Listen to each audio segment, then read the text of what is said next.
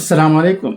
தினமணி பத்திரிகையில் வெளிவந்திருக்கும் ஒரு முக்கிய செய்தி படிக்கிறேன், கேட்பீராக. ஆங்கில வழி பள்ளிகள் மீதான பெற்றோர்களின் மோகம் தற்கொலைக்கு நிகரானது. NCERT இயக்குனர். புதுதில்லி.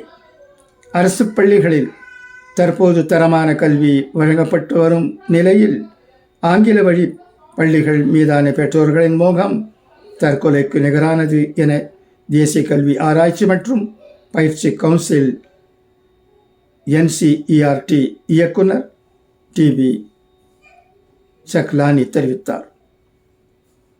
PTI நிறுவனத்துக்கு பேட்டி அளித்த அவர் கூறியதாவது: பெற்றோர் தங்கள் பிள்ளைகளை ஆங்கில வழியில்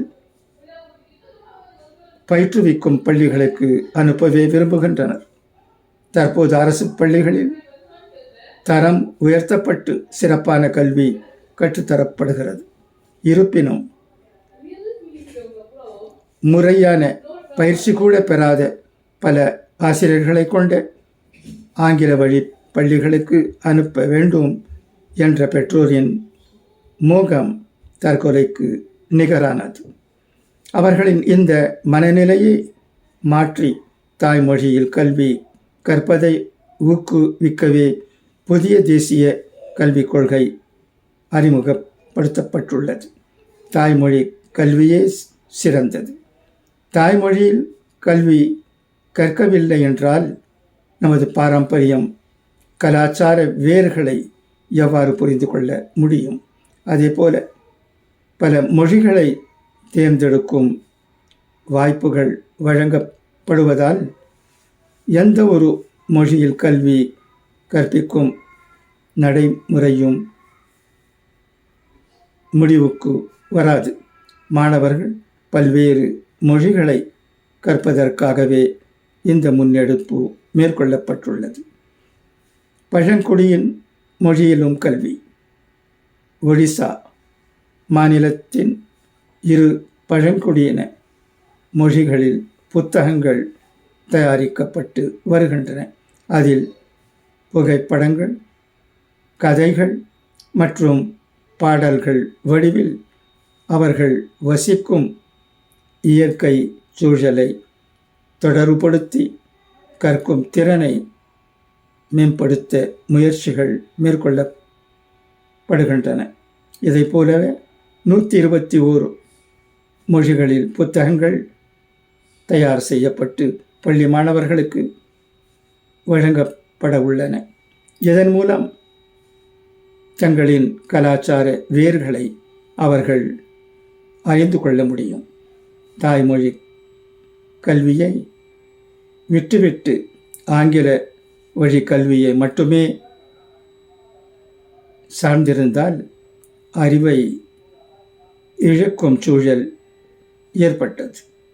தற்போது பல்மொழி கல்வி மூலம் மீண்டும் நமது பாரம்பரியம் நிலைநிறுத்தப்பட உள்ளது என்றார். தேசிய கல்விக் கொள்கை 2020 படி 5ஆம் வகுப்பு வரை தாய்மொழி, பிராந்திய மொழி அல்லது உள்ளூர் மொழிகளில் கல்வி கற்பிக்கும் முறையை பின்பற்ற அறிவுறுத்தப்பட்டுள்ளது. 8ஆம் வகுப்பும் அல்லது அதற்கு மேலும் கூட தாய்மொழி கல்வியில் பாடங்கள் கற்பிக்கவும் புதிய கல்வி கொள்கையில் பரிந்துரைகள் வழங்கப்பட்டுள்ளன. தாய்மொழியில் கல்வி கற்பதே சமூக நீதியின் மேற்கொள்ளப்பட்டுள்ள முக்கிய முன்னெடுப்பு என பிரதமர் மோடி கடந்த ஆண்டு தெரிவித்திருந்தார். எதிர்க்கட்சிகள் விமர்சனம்.